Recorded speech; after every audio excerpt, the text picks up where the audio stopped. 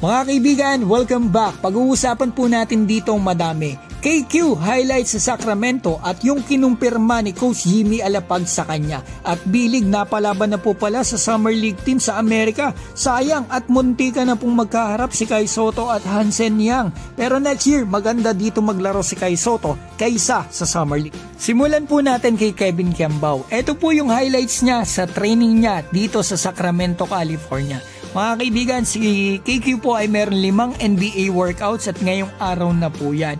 Wala pa po nalabas yung ano-anong teams yan mga kaibigan, pero malamang X na po ang Sacramento Kings nang dahil po sa sinabi ni Coach Jimmy Alapag ng Sacramento Kings dito sa Bilyonaryo. Hindi raw po kasama si KQ sa kanila. Parang kinumpirma niya na wala si KQ dito sa Sacramento Kings.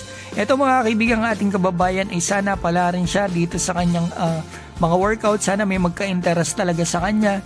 Pero alam naman natin yung katotohanan na napakahirap pumasok sa NBA, pagalingan at kasama pa yung palakasan. Kasi yung mostly may mga backer. Tingnan nyo na lang si Rich Paul, yung mga ang dami niyang video na nilabas nitong draft. Talagang siya natawag para parang under niya yung mga GM, mga kaibigan.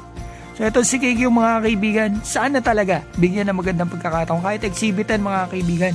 Yun naman ay G-League contract yan, in short. Upgradable naman yon sa 2-way contract. Pero at least mga kaibigan, nandun ka na sa NBA level. Yun nga lang, medyo mababa po yung sahod.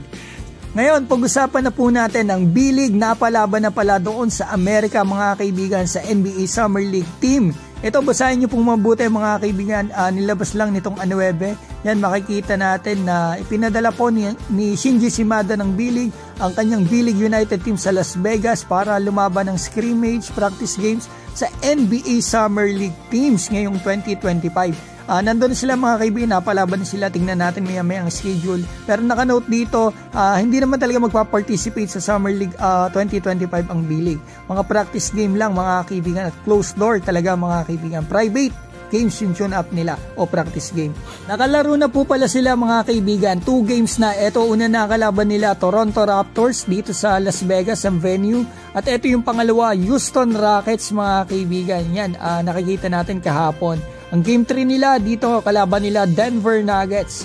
Game 4 nila, July 14, Portland Trail Blazers. Sayang naman mga kaibigan na injured si Kai Sotto. Nagkaharap po sana sila dito ni Hansen Yang ng Portland Trail Blazers. Kung ginusto talaga ni Kai, makakalaro siya dito dahil sinabi ni Shinji Shimada, ayun nga naging hadlang kaya hindi napasama rito mga kaibigan yung mga players, yung availability at yung national team. Yung mga napili ay out na dito sa selection nila. Pero next year, maganda rito maglaro na si Kai kasi medyo malayo ang pagitan sa World Cup 2027 at mas magagamit siya dito mga kaibigan. 4 games pa dito sa B-League team na ito na tune up kalaban ng NBA teams. Sa Summer League teams kasi priority mga drafted, sophomore at G-League players nila.